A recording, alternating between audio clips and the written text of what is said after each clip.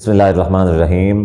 السلام علیکم ورحمۃ اللہ وبرکاتہ۔ محترم ناظرین، مرزا محمد علی انجینئر کے آہستہ آہستہ جو دعویٰ جات ہیں وہ آہستہ آہستہ بڑھتے چلے جا رہے ہیں، بعین ہی مرزا غلام احمد قادیانی۔ یہ مرزا غلام احمد قادیانی کے نقش قدم پہ چل رہا ہے۔ مرزا غلام احمد قادیانی بھی شروع میں عام شخص تھا، پھر عالم بنا، پھر اس کے بعد اس کے جو دعویٰ جات ہیں وہ آہستہ آہستہ بڑھتے چلے گئے، ولی بنا، مستجاب الدعوات بنا، پھر مہدی بن گیا، پھر نبوت اس کے اوپر نازل ہونے لگی، العیاذ باللہ، پھر اس نے نبوت کا دعویٰ کر دیا۔ اب مرزا محمد علی انجینئر بھی اس کی نہج پہ چل رہا ہے، شروع میں صحابہ سے محبت کرنے والا، صحابہ کے فضائل بیان کرنے والا، پھر آہستہ آہستہ اس نے صحابہ کے اندر نقائص نکالنا شروع کر دیے۔ نبی علیہ الصلوۃ والسلام کے جتنے بھی صحابہ تھے، صحابیات تھیں، نبی علیہ السلام کے دین کے جو محافظ تھے، سارے کے سارے پیروکار تھے، ان کے اندر غلطیاں، خامیاں، کوتاہیاں نکال کے ان کو عیب کے ساتھ جو ہے نا، ان کی ذات کے ساتھ عیوب کو منسوب کر کے اس نے ان کو جو ہے نا مطعون کر دیا اس بدبخت نے۔ اب اس کا نیا جو دعویٰ مارکیٹ میں آیا ہے، یہ کہتا ہے کہ اگر کوئی امام مہدی اس دنیا کے اندر آ چکا ہے تو جس سے وہ ملنا چاہے گا، اس کی ملاقات کے لیے جو سب سے زیادہ سوٹیبل شخص ہے وہ کہتا ہے میں ہوں۔ اور میں آپ کو بتاؤں، یہ دعوے کرتے ہیں جی فلانا امام جڑا ہے امام مہدی نو ملیا ہے جی، سرکار امام مہدی اگر دنیا میں موجود نے، اگر انہوں نے کسی نو ملنا ہے نا تو سب تو سوٹیبل بندہ میں جائے۔ یعنی وہ یہ کہنا چاہتا ہے کہ اگر کوئی امام مہدی ہے، وہ جب تک مجھ سے نہیں ملے گا تب تک وہ امام مہدی نہیں ہو سکتا۔ اگر وہ ایسا کچھ کرے گا تو اس کا مطلب یہ ہے کہ مرزا انجینئر کے نزدیک وہ جو ہے وہ گمراہ ہوگا، وہ امام مہدی نہیں ہوگا۔ میں حیران ہوتا ہوں مرزا انجینئر کی گمراہیوں کے اوپر کہ مرزا انجینئر اس حد تک گمراہ، بلکہ اس کے جو بلائنڈ فالوورز ہیں وہ اس حد تک گمراہ ہیں کہ مرزا جو بھی کہتا ہے وہ اس کو حق سمجھتے ہیں، ذرا برابر اس حوالے سے تحقیق کرنے کی بات ایسا کوشش نہیں کرتے۔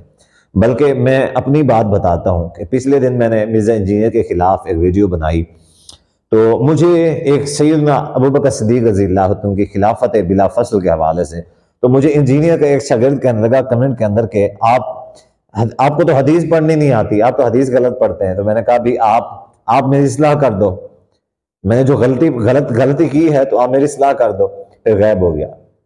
اچھا، ایک اور شاگرد تھا کہ جو آیا، اس نے مجھے کہا کہ ایک اور میرے بیان کے اوپر اس نے کہا کہ آپ نے معنی غلط کیا ہے، آپ نے جو ہے نا حدیث کا معنی غلط۔ اچھا، میں نے کہا یار معنی کیا ہے؟ اس نے کہا یہ معنی ہے۔ میں نے کہا اچھا ثابت کرو، کون سی لغت کی کتاب کے اندر اس لفظ کا معنی یہ لکھا ہو؟ کہتا ہے آپ اپنے معنی کو ثابت کرو۔ میں نے کہا تم صحیح معنی بتا رہے ہو، میرا معنی تو غلط ہے، تو لہٰذا آپ اپنے معنی کو لغت سے ثابت کرو نا۔ تو پھر بھاگ گیا۔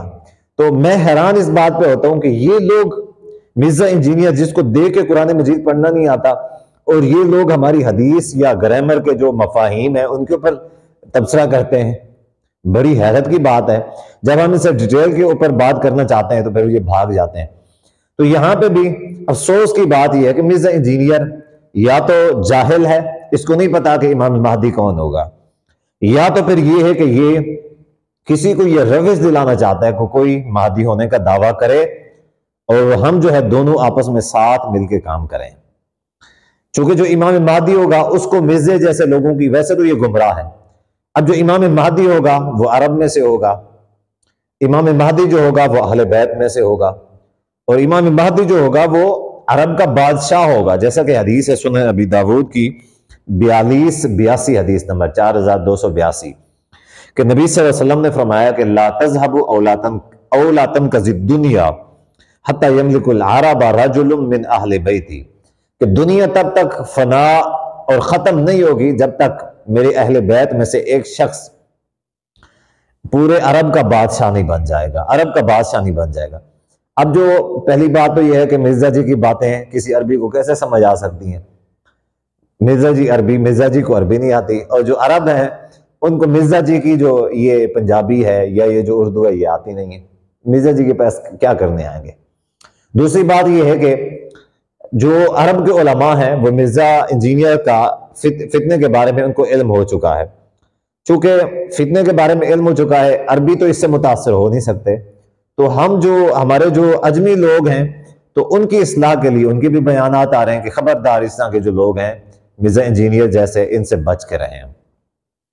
تو جو اہل عرب ہیں وہ تو اس کو گمراہ سمجھتے ہیں. مرزا انجینئر اس کو اپنی فضیلت کی بات سمجھتا ہے. اپنے بیانات میں، مختلف بیانات میں مرزا انجینئر کہتا ہے کہ جی فلاں ملک میں فلاں عربی، فلاں انگریز، فلاں جو ہے نا افریقی، فلاں ملک کے اندر فلاں لینگویج کا جو عالم دین تھا وہ میرے خلاف جمعہ پڑھا رہا تھا، اس نے میرے خلاف تقریر کی. تو اس کو اپنی شہرت یا اپنا مقام و مرتبہ یا اپنی کوئی فضیلت بنا کے لوگوں کے سامنے پیش کرتا ہے. حالانکہ مرزا جی کو پتہ نہیں کہ یہ مرزا جی کی بےزتی ہو رہی ہے، یہ مرزا جی کی بے عزتی ہو رہی ہے، اور اس میں شرمندہ ہونے والی بات ہے، کوئی فخر محسوس کرنے والی بات نہیں ہے. یہ ایسا فتنہ ہے. دیکھیں دجال کا تذکرہ ہر جگہ پہ ہوتا ہے، علماء کرام دجال سے آگاہ کرتے ہیں. نبی علیہ الصلوۃ والسلام نے، علماء کو چھوڑیں، اتنی کائنات کا امام جو ہے وہ نبی صلی اللہ علیہ وسلم، انہوں نے اس سے دجال سے لوگوں کو متنبہ فرمایا، دجال سے آگاہ فرمایا اور دجال کے فتنے سے ڈرایا. تو کیا اس میں دجال کی کوئی اہمیت اور فضیلت والی بات ہے؟ نہیں، بلکہ لعنت والی بات ہے دجال کے لیے. اور یہی لعنت مرزا انجینئر کے لیے ہے، ایسے بدبخت لوگ. تو بہرحال جو امام مہدی ہوگا اس کو مرزا کے پاس آنے کی ضرورت نہیں ہوگی، وہ بادشاہ ہوگا، اس کے پاس اتنے اختیار، اس کے پاس اتنے وسائل ہوں گے. دوسری بات یہ کہ وہ عالم ہوگا، احادیث کے اندر سے جو ثابت ہوتا ہے وہ اہل علم ہوگا. مرزا کے پاس کیا؟ مرزا جاہل ہے، مرزا کے پاس کیا کرنے آئے گا؟ اس کے پاس اختیار بھی ہوگا، وہ اہل اس گمراہ کے پاس کیا کرنے آئے گا؟ تو اصل جو مرزا کا مقصود ہے وہ یہ ہے کہ کوئی جو مہدی ہونے کا دعویٰ کرے تو مرزا کے پاس آئے، مرزا اس کی حمایت کرے گا، وہ مرزا کی حمایت کرے گا، دونوں لٹن گے عوام نو رل کے. تو یہ مرزا کی اصل جو صلاح ہے، جو اصل جو مرزا کا مقصود ہے وہ یہی ہے، وگرنہ اور کچھ بھی نہیں ہے.